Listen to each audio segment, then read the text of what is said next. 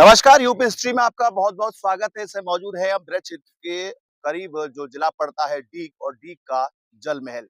जल महल मेरे पीछे आप देख रहे हैं, इसे कहा जाता है कि राजा सूरजमल के पिताजी ने इस जल महल की शुरुआत की थी, बनाने का जो है काम शुरू किया था। लेकिन जो बाद में इसका निर्माण किया वो राजा सूरजमल ने किया और जाटों की जो राजधानी कही जाती है प्राचीन समय में वो यही क्षेत्र कहा जाता है। और इस जल महल के बारे में आपको बताते चले कि इसकी खासियत ये है कि यहाँ पर जो गर्मियाँ पड़ रही है इस समय जो भारी मौसम देख रहे होंगे आप गर्मियों का, उसमें भी ठंड का एहसास इस गर्मी में देखने को इस जल महल के माध्यम से पड़ता है। आपको बताते चलें कि जल महल की खासियत ये है कि ये 18वीं शताब्दी का ये प्रतीक माना जाता है और यहाँ की बात करें तो इसकी जो नींव है महाराजा सूरजमल के पिता महाराजा बदन सिंह ने रखी थी। लेकिन महाराजा सूरजमल ने इसको जो है बनावट के इसके साथ-साथ पानी के इस्तेमाल से गर्मी भी बरसात जैसा एहसास यहाँ पर होता है, ऐसा बताया जाता है।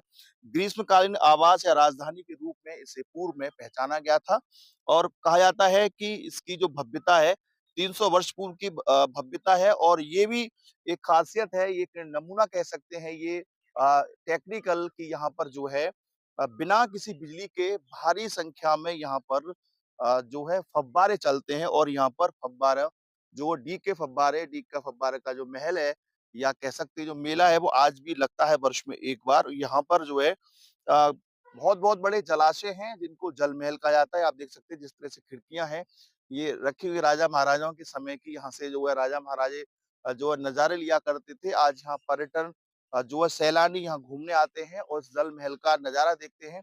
पूरी तरह से कह सकते हैं कि ये जो राजस्थान की जो कला होती है, महल को बनाने की, निर्माण करने की, वो कला अपने आप में काफ़ी फ़ेमस है और इस कला का जो नमूना है, उदाहरण है, वो जल महल के माध्यम से आपको देखने को मिलेगा। यहाँ पर ये जल महल है, यहाँ पर जो पानी-पानी आपको नज़र आता है, ये पानी सीधे तौर पर अंदर की तरफ जाता है। यहाँ पे पीछे की तरफ जो है पर्यटक दिख रहे होंगे आपको, वहाँ पर फव्वारे लगे हुए हैं और वर्ष में एक बार फव्वारे इस जल महल की जो टेक्निक ऐसी बनाई गई है कि बिना बिजली के, बिना किसी मोटर के, बिना किसी पंप के, वो फव्वारे जोरदार जो है पानी छोड़ते हैं। उसको देखने के लिए हज़ारों की संख्या में यहाँ पर सैलानी आते हैं और इस जल महल की खूबसूरती वर्ष में एक बार देखने को मिलती है।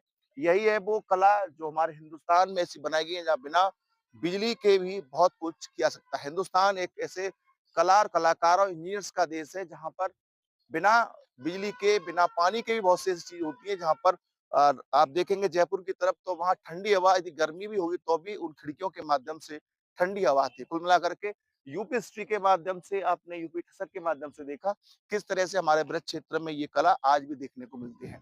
अपने साथी मदन मोहन सैनी के साथ डीग से रवि यादव।